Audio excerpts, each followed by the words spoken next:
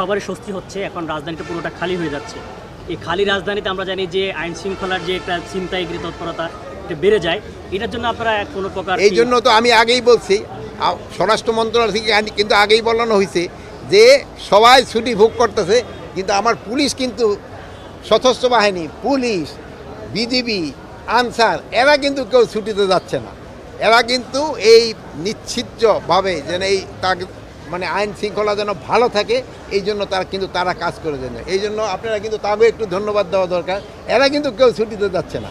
এরা আপনারা যেন ভালোভাবে যেতে পারেন, আপনার বাসা বাড়ি যেন রক্ষিত থাকে, এই জন্য সব ধরনের ব্যবস্থা নেওয়া হয়েছে। কোনো মহলের ষড়যন্ত্রের হুমকি আছে কিনা ফাঁকা ঢাকায়? এখানে আল্লাহ দিলে কোনো ধরনের ষড়যন্ত্রের হুমকি নাই। আর ষড়যন্ত্রের যদি কোনো হুমকি থাকে আপনারাই মোকাবেলা করবেন আমাদের সাথে মিলে। জনগণ মোকাবিলা করলে কোনো ষড়যন্ত্র কেউ করতে পারবে না। আমি যেহেতু সদরঘাটে যাই নাই, আমি ওটার উত্তর আজকে দিতে পারবো না, আমি গেলে বলতে পারবো।